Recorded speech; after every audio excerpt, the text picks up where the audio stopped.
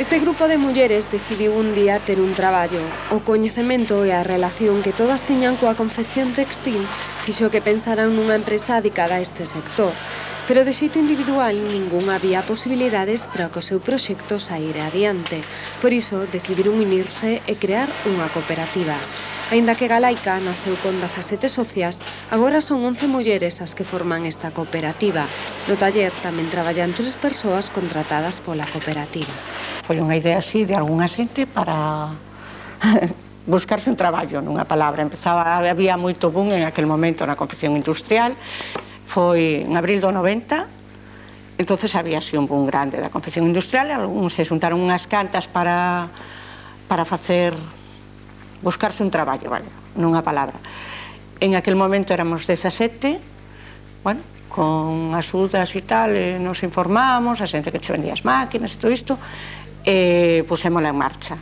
A unión de esforzos, as inversións e os riscos compartidos foron decisivos para que estas mulleres, a maioría amas de casa, elixiran a cooperativa como forma empresarial.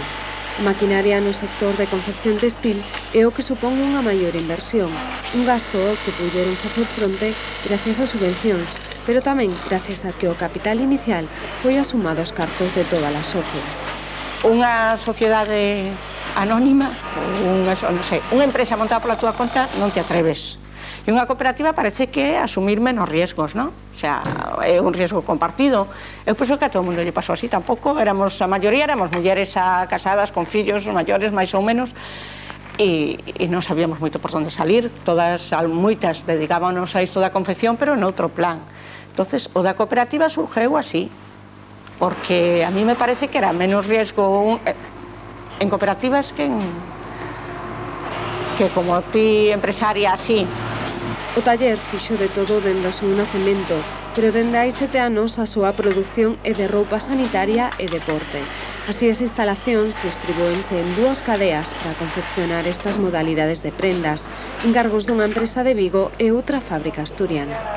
A diario producense unha media de 400 prendas, unha cifra que augura a boa marcha desta cooperativa. A confección agora eu penso que está pasando un mal momento.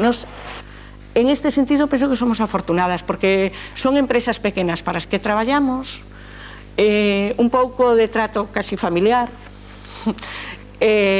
nos contamos con eles e eles contan con nós, pero se te vas a grandes empresas están levando a roupa fora, que sea Marruecos, que sea non sei onde, entonces está bastante chungo. En este sentido, nos vamos tirando ben.